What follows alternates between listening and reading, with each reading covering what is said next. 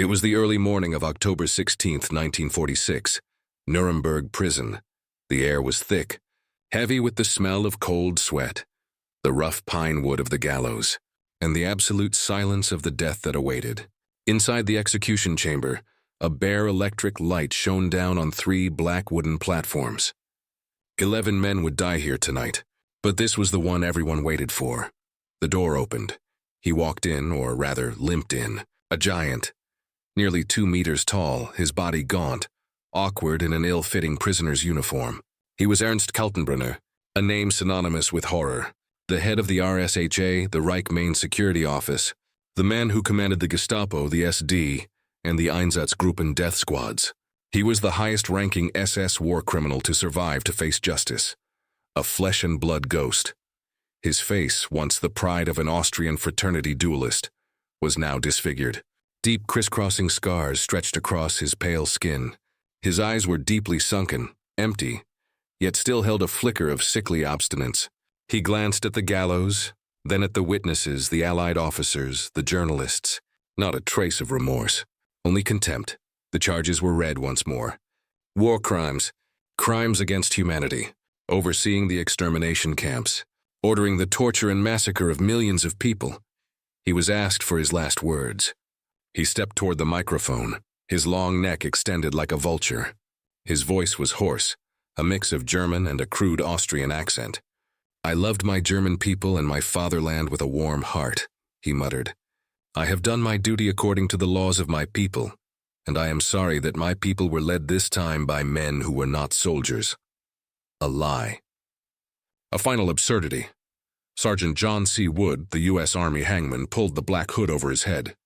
The giant's final resistance was only a slight jerk. The rope was tightened. The trapdoor fell. A dry, echoing thud reverberated through the room. Silence returned. The tallest ghost of the Third Reich was dead. But who was the man who had just paid his debt? How did a failed lawyer, an anonymous fanatic from a small Austrian town, climb to the apex of the most brutal terror machine the world has ever witnessed? How did an outsider become the right-hand man of Heinrich Himmler, the architect of destruction? To understand this monster, to dissect the psyche of a butcher, we must go back to where it all began.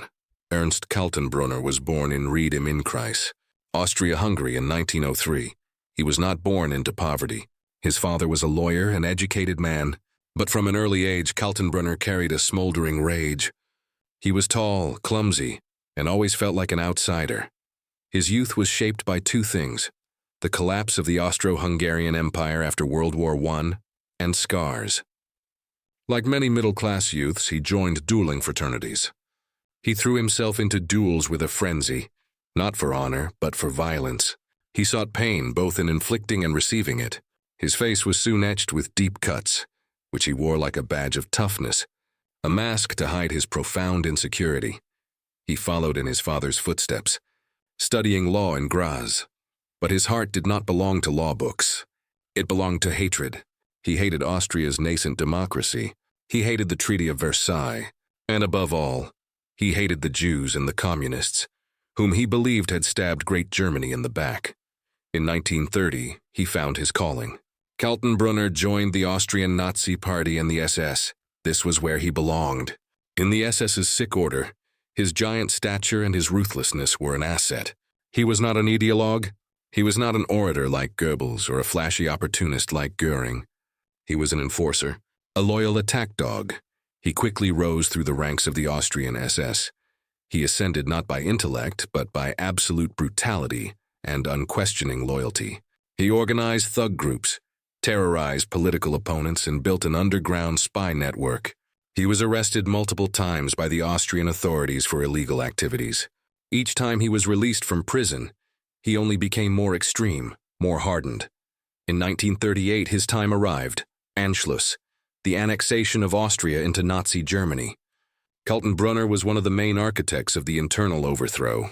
He was on the front lines, commanding Austrian SS forces occupying government buildings in Vienna. He cleared out the opponents, and he was rewarded. Himmler, the architect of the SS, recognized the value of this Austrian giant. Himmler didn't need someone smarter than himself. He needed an absolutely loyal executioner. a man who wouldn't flinch at dirty work.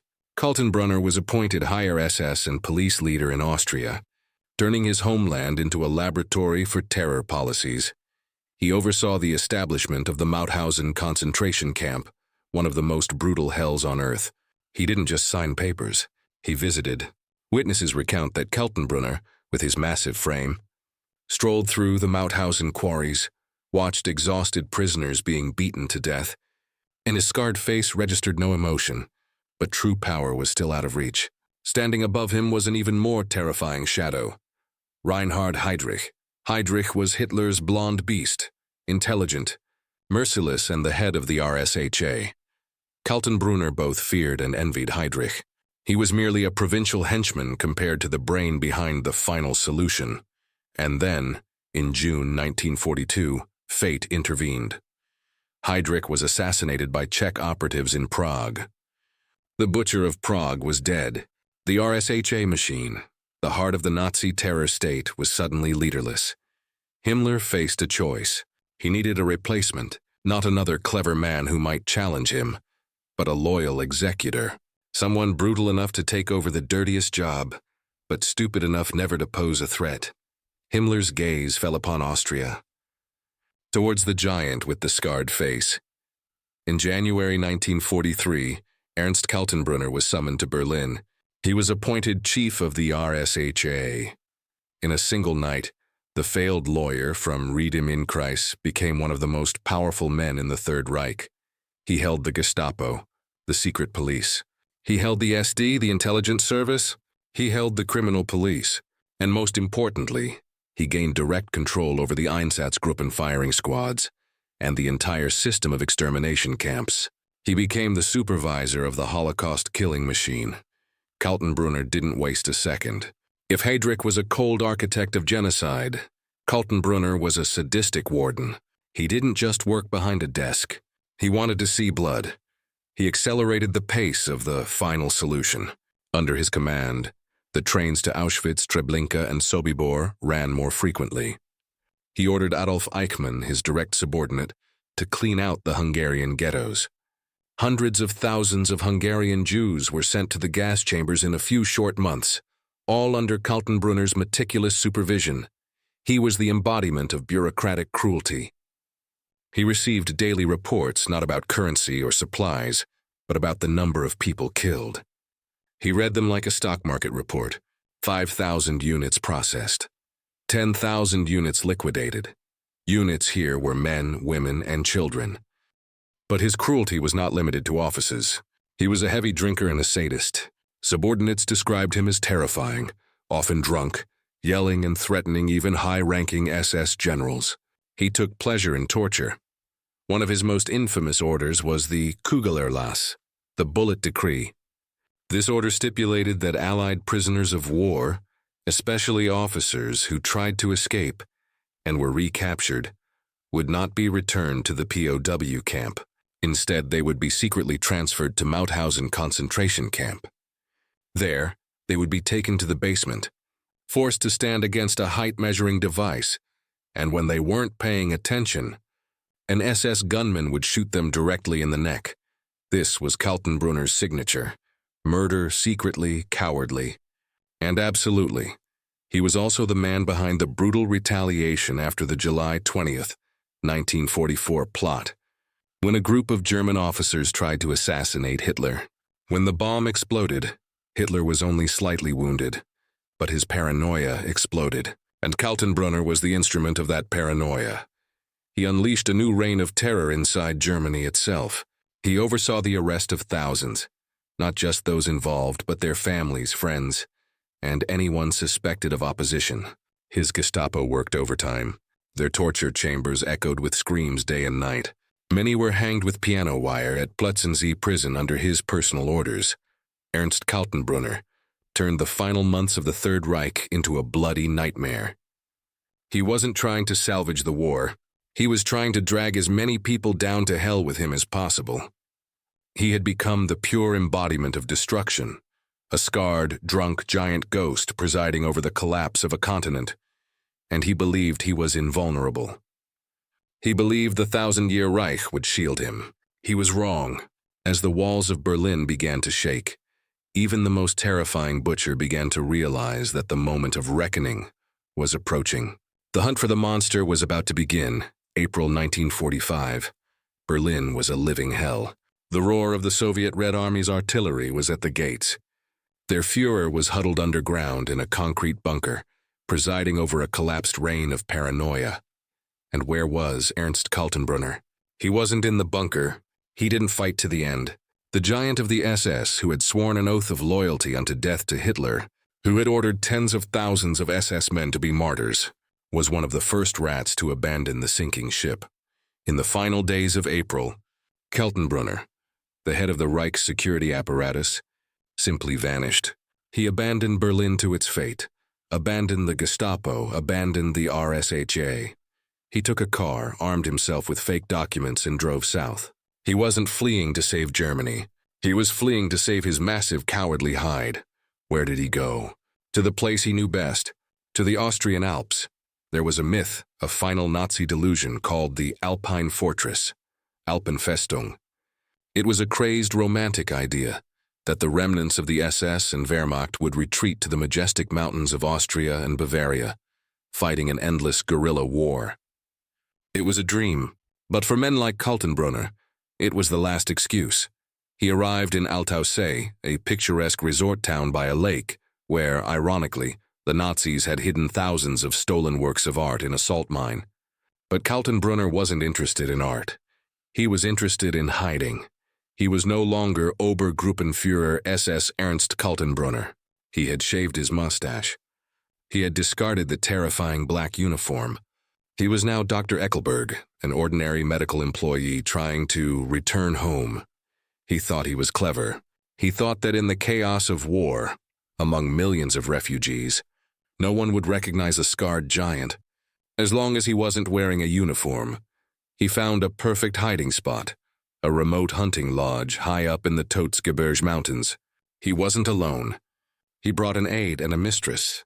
There, while Europe celebrated liberation, Kaltenbrunner, the supervisor of the Holocaust, sat in a wooden cabin looking down into the valley and waited. He genuinely believed he could wait out the storm and then quietly blend back in. He underestimated his enemy. The Allied forces were sweeping across Austria. They weren't just looking for surrendering German soldiers. They were hunting. The U.S. Counterintelligence Corps had a list of the most wanted men, and the name Ernst Kaltenbrunner was near the top.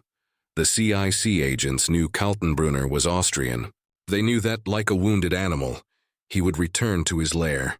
They began to comb the Altausee area, interrogating locals, former Austrian resistance members, anyone who might have seen a big fish. Rumors began to spread like wildfire. About strange gentlemen from Berlin hiding in the mountains. About suspicious activities at hunting lodges. On May 12, 1945, 4 days after Germany's unconditional surrender, a small U.S. patrol, led by CIC agents and accompanied by some local resistance members, began the arduous climb up the snow-covered mountain. They weren't looking for a doctor. They were looking for a butcher. After hours of strenuous climbing, they reached the lodge. The door was kicked in. Inside, they found 3 people: a large man with a scarred face, a trembling aide, and a panicked woman. Dr. Eckelberg was surprisingly calm. He presented his papers. He spoke in a composed, reasonable voice, claiming he was a doctor, innocent, and just trying to survive. He almost convinced them. The young GIs looked at the papers, then at the giant. Something felt wrong, but they couldn't be sure, and then the mistake happened. While the agents were searching the cabin, the woman, perhaps Countess Gisela von Westarp, his mistress, went into a panic. She realized the game was over. In a desperate attempt to save herself, or perhaps an unintentional outburst, she began to scream at the soldiers, pointing to the aide. "It's not him. He's just the aide. You want to arrest the other one," she pointed. Directly at Dr. Eckelberg, all eyes turned to the giant. The CIC agent looked closer. That stature, that jawline, and most tellingly, the characteristic dueling scars on his left cheek. A map of violence. They matched the wanted photos perfectly. The trap had sprung, not with a military attack, but with a panicked accusation. "You are Ernst Kaltenbrunner." an agent stated. It was not a question. In that moment, the butcher's calm shattered. The man who had ordered the execution of millions without hesitation, who had watched executions like a play, now turned pale, trembling. He was handcuffed. The giant of the RSHA, the most terrifying ghost of the Third Reich, was arrested by a small patrol on a remote mountain after being pointed out by his mistress. The downfall was not a heroic battle. It was a pathetic, cowardly end, perfectly fitting his true nature. He was escorted down the mountain, a pitiable sight. The news spread like wildfire. Local residents, who just the week before had lived in fear, now poured into the streets jeering, spitting at the man who had once been their master.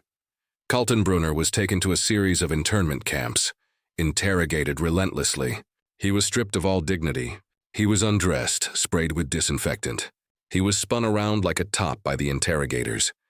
And his strategy immediately became clear: deny everything.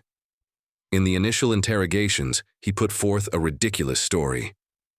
He claimed that yes, he was the head of the RSHA, but he was merely an administrator, an intelligence officer like the head of Britain's MI6 or America's OSS.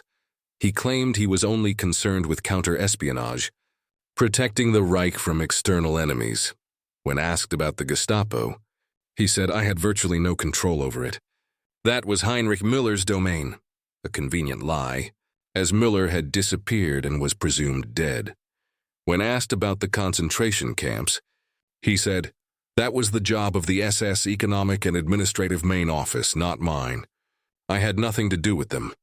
When asked about the Holocaust, about the final solution, he looked the interrogator straight in the eye and said, "I never heard of it until the war was over.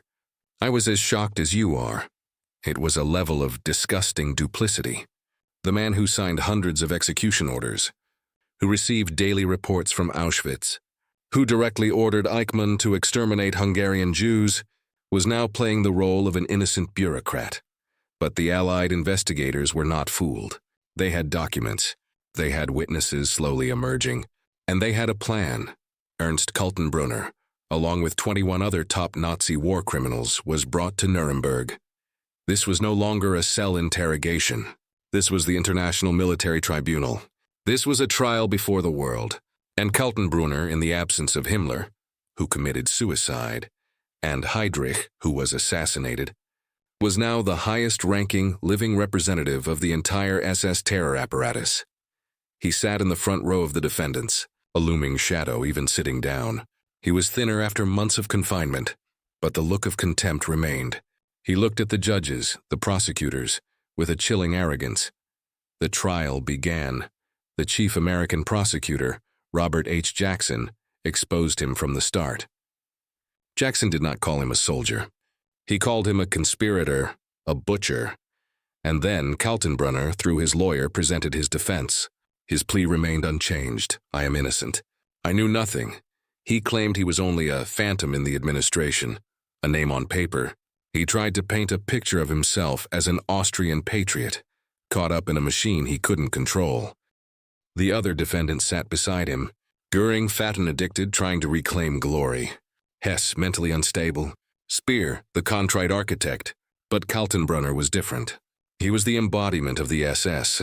He was the darkness, and he truly believed he could lie his way out. He believed that if he repeated the lie enough, the world would believe him. He didn't realize that the prosecutors held evidence that would destroy him.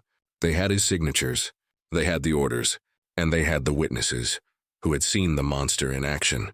The farce of Dr. Eckelberg was over. It was time for Ernst Kaltenbrunner, head of the RSHA, to face justice. And justice was coming, cold, meticulous, and inevitable. Defendant Ernst Kaltenbrunner, please rise. Courtroom 600, Palace of Justice, Nuremberg. Here, in the very birthplace of the great Nazi rallies, was now playing out the final act of their downfall. The giant stood up. His body, now emaciated after months of imprisonment, looked even more gaunt and disproportionate in the defendant's dock. He was a looming shadow, a physical presence of horror. He stood there facing the International Military Tribunal, and he began to speak, and he lied. The sheer brazenness of Kaltenbrunner's defense stunned even the most seasoned journalists. He didn't just deny, he inverted the truth. "I never gave an order," he said, his hoarse Austrian voice ringing through the judge's headphones. "I knew nothing of the massacres. My heart breaks to hear of what happened at Auschwitz and Mauthausen." He painted himself as a pious lamb, a patriotic lawyer only doing the job of an intelligence officer, defending the fatherland from spies. He claimed he had tried to stop atrocities. He even had the audacity to claim he had tried to broker a separate peace with the Western Allies, to save Europe from Bolshevism. He spoke of Heydrich, his predecessor, as a demon, and blamed all the crimes on him and the deceased Himmler. "I was just a small cog," he asserted. "I had no real power. Himmler kept me in the dark. It was a performance, a clumsy, desperate performance, and above all, an insult to his millions of victims." He sat there, day after day, listening to the charges with an air of near boredom. He yawned. He fiddled with his fingernails. He stared at the ceiling. When the horrific films from the concentration camps were shown, displaying piles of naked corpses, walking skeletons, Göring next to him covered his face. Funk sobbed. "Kaltenbrunner." He showed no emotion. His scarred face was a stone mask. He believed that if no one could directly connect him to a smoking gun, he would be free. He didn't understand. He didn't understand that in this courtroom, his signature was more deadly than a gun. And then the prosecutors began their counterattack. They didn't need to shout. They just needed to present the facts. They started with the documents, mountains of them. Orders neatly typed on RSHA letterhead sent from his office. "Document PS 3803. The prosecutor's voice rang out, cold and precise. "A memo from the Reich Minister of Justice addressed to Ernst Kaltenbrunner, discussing the simplification of execution procedures for slave laborers." And at the bottom of the page, what do we find? A handwritten note by Kaltenbrunner. "I agree." Document after document. His signature appeared on orders for the deportation of Jews. His signature on reports praising the efficiency of the gas vans. His signature on the brutal Kugelerlass, condemning escaped POWs. Kaltenbrunner shrugged. "Those were rubber stamps," he said. "My subordinates used them on their own initiative. I didn't read those things." The court's patience wore thin. The American prosecutor, General Telford Taylor, decided to deliver the coup de grace. They no longer needed documents. They needed a living witness. They needed someone from inside the machine. They called Rudolf Höss, the former commandant of Auschwitz, the man who had overseen the murder of over 1 million people. Höss, who had been captured, walked into the courtroom. He was calm, cold, and spoke of his crimes with the precision of an accountant. The prosecutor asked, "Do you know the defendant Ernst Kaltenbrunner?" Höss nodded. "Yes, he was my direct superior after Himmler." The courtroom held its breath. Kaltenbrunner's defense that he had nothing to do with the camps had just been torn apart. Höss continued, his voice monotone. "Kaltenbrunner visited Auschwitz. I personally took him to see an execution. He wanted to see it. He stood there and watched thousands of Hungarian Jews being herded into the gas chambers and then burned in the crematoria." He detailed Kaltenbrunner's visit to Mauthausen. He described how Kaltenbrunner stood on the edge of the quarry, the stairs of death, and watched exhausted prisoners being beaten, forced to carry heavy stones until they fell and died. Kaltenbrunner, for the first time, lost his composure. He growled in the defendant's dock. He called Höss a liar, a pig, but it was too late. The monster had been exposed by another monster, and there were the victims. They called Marie-Claude Vaillant-Couturier, a French resistance member who had survived the hell of Auschwitz. She took the stand. She didn't scream. She just recounted. She told of women forced to drink water from puddles where SS guards had just urinated. She told of children thrown directly into the burning ovens. And she looked straight at Kaltenbrunner and at the other defendants. Their responsibility, she said, is not only because they ordered these crimes, but because they allowed them to happen. Kaltenbrunner's defense collapsed into dust. He was no longer an intelligence officer. He was a butcher, a sadistic supervisor, an architect of hell. October 1st, 1946. Judgment Day. The defendants were called one by one. Defendant Ernst Kaltenbrunner. He stood up. The arrogance was gone, replaced by fatigue and an empty anger. The presiding judge read the verdict. On the count of conspiracy. Not guilty. A small legal victory. The court found he joined too late to be part of the original conspiracy. A glimmer of hope. On the count of war crimes, the guilty. On the count of crimes against humanity, guilty. The sentence, death by hanging. He had no reaction. He just nodded stiffly as if confirming an order. He turned and limped back to his cell. The highest ghost of the SS knew his fate. We returned to where the story began. 15 days after the sentence, he was the fourth man to be executed that night, right after Ribbentrop and Keitel. He walked into the room, limping on the wooden floor. The giant now looked pathetic. He was asked for his last words, and he spoke them. The final lies. I loved my German people and my fatherland. He muttered something more, almost inaudible. I wish Germany luck. Germany be fortunate, an ultimate irony. The man who helped destroy Germany, who sowed brutality in its name, now wished it luck. Sergeant Wood pulled the black hood over that scarred face, covering the lasting marks of violence and hatred. The rope was tightened. The trapdoor fell. That dry thud was not vengeance. It was the end. It was justice. Cold, mechanical, and inevitable. The death of Ernst Kaltenbrunner could not bring back the millions. It could not heal a continent torn apart by the terror machine he directed. But on that cold October night in Nuremberg, justice, however belated and imperfect, finally caught up with the ghost. For the architect of the RSHA, the man who turned mass murder into a bureaucratic task, there was no salvation, no oblivion, only a rope, a falling trapdoor, and the final silence of a reign of terror extinguished.